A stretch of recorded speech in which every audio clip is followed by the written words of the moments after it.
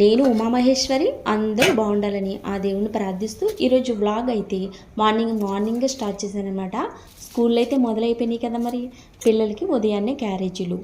నేనైతే టిఫిన్లు గట్ట చేసి ఇక టేబుల్ మీద అయితే సర్దేశాను.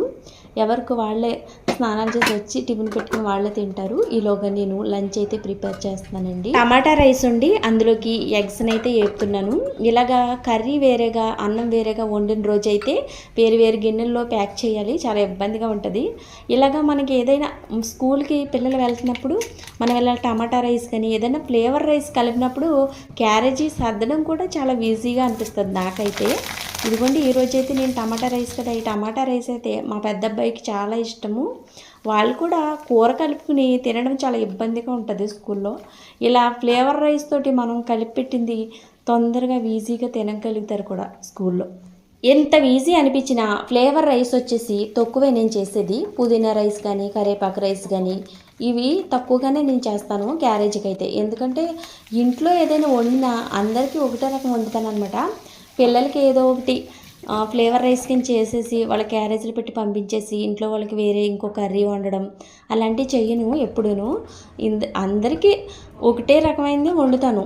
లంచ్కి వచ్చేసి డిన్నర్ అయినా అంతే. పిల్లలకు వేరేగా మళ్ళీ మా ఇంట్లో వాళ్ళకి వేరేగా వండుకోవాలంటే చాలా టైం పట్టేస్తుంది నాకైతే.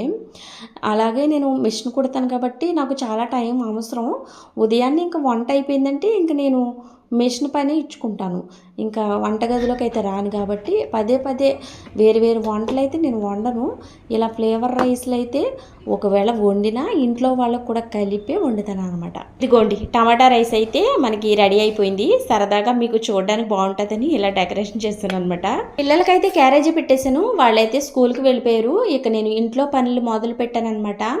బ్రేక్ఫాస్ట్ అయితే ఉదయం ఇడ్లీ చేశాను. ఇక నేను కూడా బ్రేక్ఫాస్ట్ ముగించేసి ఉదయాన్నే ఒక జ్యూస్ అయితే తీసుకున్నాను. నాకైతే బ్లడ్ చాలా తక్కువగా ఉందని, హిమోగ్లోబిన్ % చాలా తక్కువగా పడిపోయింది అనమాట.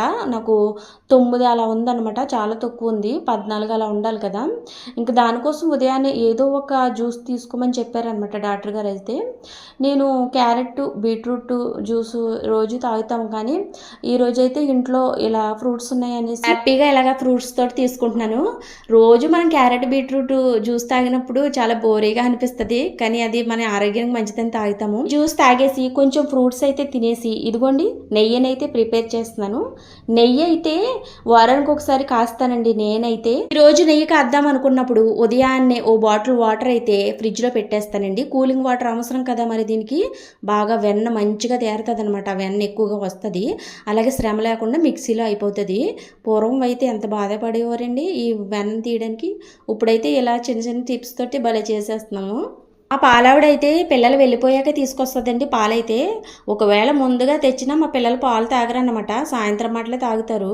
పాలు అయితే టీ కాస్తాను, ఇంకా మిగిలిన పాలు ఫ్రిడ్జ్లో పెట్టేస్తాను. ఇంకా సాయంత్రానికి మేగడ మంచిగా తేరుకుంటుందండి, ఎక్కువ మేగడ వస్తుంది. అలా చేస్తే పాలు కాసుకున్నా మనం అంత మేగడ రాదండి. మనం ఫ్రిడ్జ్లో పెట్టుకుని సాయంత్రం కనుక తీస్తే మేగడ భలే తేరుకుంటుందండి. ఇంకా అలా కలెక్షన్ చేసి నేను వారానికి ఒకసారి నెయ్యిని కాస్తానన్నమాట. మేగడ్ని డీప్లోనే స్టోర్ చేస్తాం, కానీ ఎక్కువ రోజులు నేను స్టోర్ చేయనండి.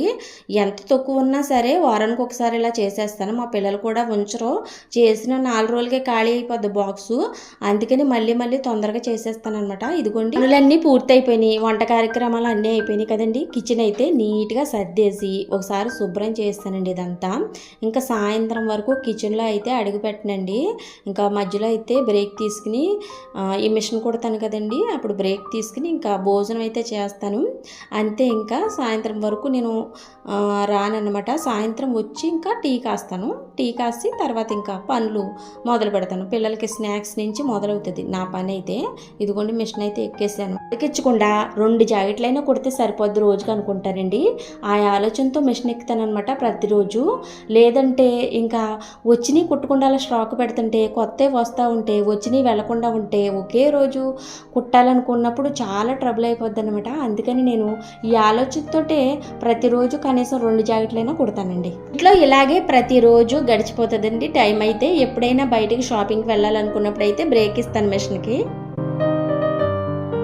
ఇదిగోండి సాయంత్రం అయితే స్నాక్స్కి ఇలా చికెన్ నూడిల్స్ అయితే చేస్తున్నానండి. నూడిల్స్ అంటే చాలా ఇష్టం మా పిల్లలకైతే. ఇలా కూరగాయలు కట్ చేసేసి ఇంకా చికెన్ అయితే ఉడకపెట్టి ఫ్రై చేస్తారండి. ఉదయము సాయంత్రము అసలు టైమే తెలియదండి, అలా గడిచిపోతుంది సమయం అయితే. ఇంకా మధ్యాహ్నం అయితే బోరీగా ఉంటుంది, ఇంక ఇంట్లో ఒంటరిగా ఉంటాం కదా. ఇదిగోండి నూడిల్స్ అయితే రెడీ అయిపోయినాయండి. మా పిల్లలైతే వచ్చేసారు. మా అబ్బాయికి అయితే ప్రైజ్ వచ్చిందంటండి, రైటింగ్లో చూపిస్తున్నాడు.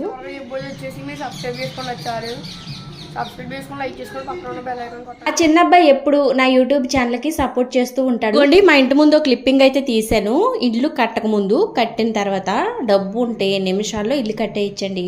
వీడియో ఎలా అనిపించిందండి మర్చిపోకుండా కామెంట్ చేయండి, అలాగే లైక్ చేయండి. ఉంటానండి, బాయ్.